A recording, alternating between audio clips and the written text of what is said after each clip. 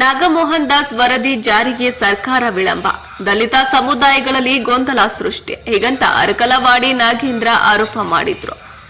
ಚಾಮರಾಜನಗರ ನ್ಯಾಯಮೂರ್ತಿ ನಾಗಮೋಹನ್ ದಾಸ್ ಅವರು ಒಳ ಮೀಸಲಾತಿ ಏಕಸದಸ್ಯ ವಿಚಾರಣಾ ಆಯೋಗವು ಸರ್ಕಾರಕ್ಕೆ ಸಲ್ಲಿಸಿರುವ ವರದಿ ಜಾರಿಗೆ ಸರ್ಕಾರದ ವಿಳಂಬದಿಂದ ದಲಿತ ಸಮುದಾಯಗಳಲ್ಲಿ ಗೊಂದಲ ಕಂದಕ ಸೃಷ್ಟಿಯಾಗುತ್ತಿದೆ. ಇದಕ್ಕೆ ರಾಜ್ಯ ಸರ್ಕಾರವೇ ನೇರ ಕಾರಣವಾಗುತ್ತದೆ ಎಂದು ಬಿಜೆಪಿ ಜಿಲ್ಲಾ ಉಪಾಧ್ಯಕ್ಷ ಅರಕಲವಾಡಿ ನಾಗೇಂದ್ರ ಆರೋಪಿಸಿದರು.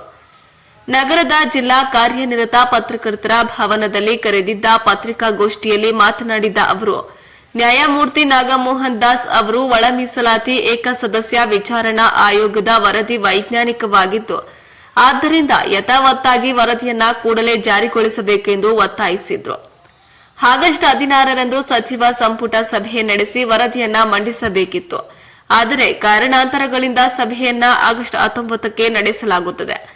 ಈ ಸಭೆಯಲ್ಲಿ ವರದಿಯನ್ನ ಯಥಾವತ್ತಾಗಿ ಜಾರಿಗೊಳಿಸಬೇಕು. ಉದ್ದೇಶಪೂರ್ವಕವಾಗಿ ರಾಜ್ಯ ಸರ್ಕಾರ ವರದಿಯನ್ನ ಜಾರಿ ಮಾಡಲು ವಿಳಂಬ ಮಾಡ್ತಾ ಇದೆ.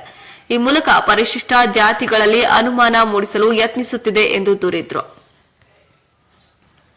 ಎಜೆ ಸದಾಶಿವ ವರದಿಯ ಬಗ್ಗೆಯೂ ಹೀಗೆಯೇ ವಿಳಂಬ ಮಾಡಲಾಯಿತು. ನಾಗಮೋಹನ್ ದಾಸ್ ವರದಿ ಜಾರಿಗೂ ಮೀನಾವೇಶ ಎಣಿಸಲಾಗುತ್ತಿದೆ. ನಾಗಮೋಹನ್ ದಾಸ್ ಅವರ ವರದಿಯು ವೈಜ್ಞಾನಿಕವಾಗಿದ್ದು, ಪರಿಶಿಷ್ಟರಲ್ಲಿ ಶೈಕ್ಷಣಿಕ, ಔದ್ಯೋಗಿಕವಾಗಿ ಹಿಂದುಳಿದವರನ್ನ ಗುರುತಿಸಿ ಗುಂಪುಗಳಾಗಿ ವಿಂಗಡಿಸಿದ್ದಾರೆ ಎಂದು ತಿಳಿಸಿದರು. ಪತ್ರಿಕಾಗೋಷ್ಠಿಯಲ್ಲಿ ಬಿಜೆಪಿ ಎಸ್ಸಿ ಮೋರ್ಚಾದ ಜಿಲ್ಲಾಧ್ಯಕ್ಷ ಮೂಡಹಳ್ಳಿ ಮೂರ್ತಿ, ಜಿಲ್ಲಾ ಮಾಧ್ಯಮ ಸಹ ಸಂಚಾಲಕ ರಾಮಸಮುದ್ರ ಶಿವಣ್ಣ, ವಕೀಲರಾದ ಸಿದ್ದೇಶ್, ಡಿಎಸ್ಎಸ್ ಸಂಚಾಲಕ ಬೆಳ್ಳಿಯಪ್ಪ, ಮುಖಂಡರಾದ ಸುಂದರ್, ಕಿರಣ್ ಹಾಜರಿದ್ದರು. ವರದಿ ಹೊಮ್ಮ ನಂಜುಂಡ ನಾಯಕ, ಪ್ರಜಾಪವರ್ ಟಿವಿ, ಚಾಮರಾಜನಗರ. ಈ ಒಳ ಮೀಸಲಾತಿಯನ್ನ ಜಾರಿ ಮಾಡತಕ್ಕಂಥ ವಿಚಾರದಲ್ಲಿ ವಿಳಂಬವನ್ನ ಅನುಸರಿಸ್ತಾ ಇದೆ, ವಿಳಂಬ ನೀತಿಯನ್ನು ಅನುಸರಿಸ್ತಾ ಇದೆ. ಆ ಕಾರಣಕ್ಕೆ ಎಲ್ಲೋ ಒಂದು ಕಡೆ ಸರ್ಕಾರವೇ ಉದ್ದೇಶಪೂರ್ವಕವಾಗಿ ವಿಳಂಬ ನೀತಿಯನ್ನು ಅನುಸರಿಸೋದ್ರ ಮುಖಾಂತರ ದಲಿತ ಸಮುದಾಯದೊಳಗಡೆ ಇರ್ತಕ್ಕಂಥ ಜಾತಿಗಳ ಒಳಗಡೆ ಒಂದು ಗೊಂದಲವನ್ನು ಸೃಷ್ಟಿ ಮಾಡುವಂತಹ, ಒಂದು ಅನುಮಾನವನ್ನು ಸೃಷ್ಟಿ ಮಾಡುವಂತಹ ಒಂದು ವಾತಾವರಣ ಸರ್ಕಾರವೇ ನಿರ್ಮಾಣ ಮಾಡ್ತಾ ಇದೆ ಅಂತ ಅನಿಸ್ತಾ ಇದೆ. ಕಳೆದ 4ನೇ ತಾರೀಕು ವರದಿಯನ್ನ ಕೊಟ್ಟರು ಸರ್ಕಾರಕ್ಕೆ. 4ನೇ ತಾರೀಕು 7ನೇ ತಾರೀಕು ಸಚಿವ ಸಂಪುಟದಲ್ಲಿ ಅದು ಸುದ್ದಿಯಾಗಿದ್ದಲ್ಲ, ಚರ್ಚೆ ಕೊಟ್ಟರು. 16ನೇ ತಾರೀಕು ಇದನ್ನು ಜಾರಿ ಮಾಡಿಬಿಟ್ಟಿದ್ರೆ ಬಹುಶಃ ಇಷ್ಟು ಸಮಸ್ಯೆಗಳಾಗ್ತಿರ್ಲಿಲ್ಲ. ಆದ್ರೆ 16ನೇ ತಾರೀಕಿಂದ ಮತ್ತೆ 3 ತಿಂಗಳು ಕೊಟ್ಟರು. ಆ 3 ತಿಂಗಳ ಕಾಲಾವಕಾಶ ಇದೆಯೋ, ಕೇವಲ 3 ತಿಂಗಳ ಕಾಲ ಅವಕಾಶದಲ್ಲೇ ಮತ್ತೆ ಈ ಅದರಷ್ಟು ಗೊಂದಲಗಳು ಸೃಷ್ಟಿಯಾಗಿದೆ. ಅದಕ್ಕೆ ನಾವು ನೇರವಾಗಿ ಒಂದು ಆರೋಪ ಮಾಡ್ತಾ ಇರೋದಂದ್ರೆ, ಸಂವಿಧಾನದಲ್ಲಿ ಒಂದು ಆಶಯ ಇದೆ ಸರ್. ಏನಂದ್ರೆ ವಿಳಂಬ ನ್ಯಾಯ ನ್ಯಾಯ ನಿರಾಕರಣೆಗೆ ಸಮಾನ.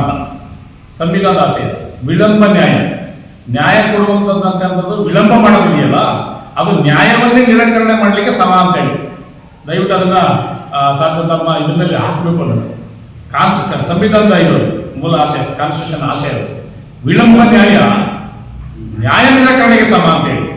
ಸೊ ಇವರು ನ್ಯಾಯ ಕೊಡುವಂತ ವಿಚಾರವನ್ನು ವಿಳಂಬ ಮಾಡ್ತಾ ಇರೋದ್ರಿಂದ ನ್ಯಾಯವನ್ನೇ ನಿರಾಕರಣೆ ಮಾಡಿದಾಗ ಆಗ್ತಾ ಇದೆ.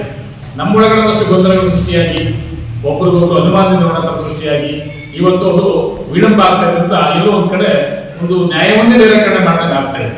ಯಾಕಂದ್ರೆ ತಮ್ಗೆಲ್ಲ ಗೊತ್ತಿರಾಗಿದೆ, ಎಜೆ ಸದಾಶಿವ ಆಯೋಗದ ರಿಪೋರ್ಟನ್ನು ಕೂಡ ಆಗಿಲ್ಲ ಮಾಡಿ.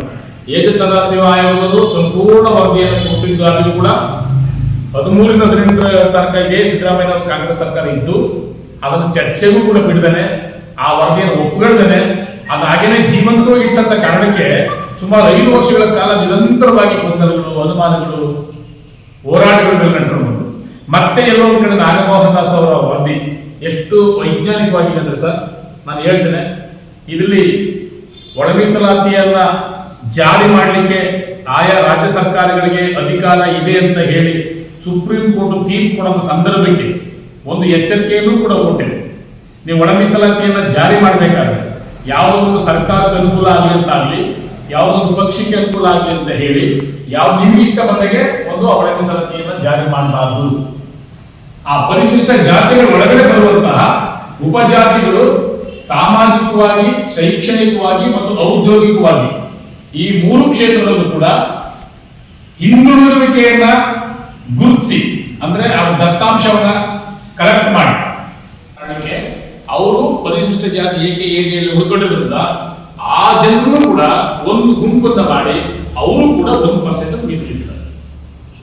ನೋಡಿ, ಎ ಗುಂಪಿಗೆ 1%, ಬಿ ಗುಂಪು 6%, ಸಿ ಗುಂಪು 5% ಮತ್ತು ಡಿ ಗುಂಪು 4%, ಈ ಗುಂಪು 1%, ಒಟ್ಟು 17%.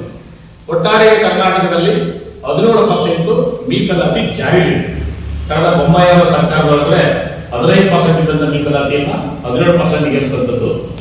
ಆ 17% ಇಂದ ಇವತ್ತಿನ ಜನಸಂಖ್ಯೆಗೆ ಅನುಗುಣವಾಗಿ ಹಂಚಿಕೆಯಾದರೆ ಸುಮಾರು 6,13,000 ಜನರಿಗೆ 1% ಮೀಸಲಾತಿ ಸಿಗುತ್ತೆ. 6,13,000 6,00,000ವರೆಗೆ ಒಂದು ಗುಂಪು ಒಂದು ಅಷ್ಟಕ್ಕೆ 1% ಮೀಸಲಾತಿ ಸಿಗುತ್ತೆ. ಇದನ್ನ 17% ಈ ಗುಂಪು ಎಷ್ಟಂತಂದ್ರೆ 1,05,00,000 ಜನ. ಎಚ್.ಎಂ. ನಾಗಮೋಹನ್ ದಾಸ್ ಅವರ ಸಮೀಕ್ಷೆಗೆ ಒಳಪಟ್ಟಿರ್ತಕ್ಕಂಥ ಪರಿಶಿಷ್ಟ ಜಾತಿಯ ಜನಸಂಖ್ಯೆ ಅಂತಂದ್ರೆ 1,05,00,000 ಜನ. ಆ 1,05,00,000 ಜನರನ್ನ 17% ಇಂದ ಡಿವೈಡ್ ಮಾಡಿದ್ರೆ 6,60,000ಗೆ 1% ಬರ್ತಾ ಇದೆ. ಸೊ ಈಗ ಎ ಗುಂಪು ಅಂತ ಮಾಡಿರಲ್ಲ, ನಾಗಮೋಹನ್ ದಾಸ್ ಎ ಗುಂಪು ಅಂತ ಮಾಡಿರಲ್ಲ. ಆ ಎ ಗುಂಪಲ್ಲಿ 59 ಜಾತಿಗಳಿದ್ದಾರೆ. ಆ 59 ಜಾತಿಗಳಿದ್ರು ಕೂಡ 59 ಜಾತಿ ಇದ್ರು ಕೂಡ ಅವ್ರ ಜನಸಂಖ್ಯೆ ಎಷ್ಟು ಅಂದ್ರೆ 5,22,000. 5,22,000. ಆ 5,22,000 ಸಂಖ್ಯೆ ಏನಿದೆಯೋ ಆ ಸಂಖ್ಯೆ 6,00,000ಕ್ಕೆ ಸಮ ಆಗಿದೆ. ಮತ್ತು ಈಗ ಇನ್ನೂ ಹೇಳಿದ್ದಾರೆ ಯಾವುದೇ ಒಂದು ಮೀಸಲಾತಿಯ ಅತ್ಯಂತವನ್ನು ತಗೊಂಡಿಲ್ಲ. ಆ ಕಾರಣಕ್ಕೆ ಅವರು 1% ರಿಸರ್ವ್ ಮಾಡಿದ್ದಾರೆ. ಮತ್ತೆ ಕೊನೆ ಗುಂಪು ಈ ಗುಂಪು ಇದೆಯಲ್ಲ, ಈ ಗುಂಪು ಒಳಗಡೆ ಎ ಕೆ ಎ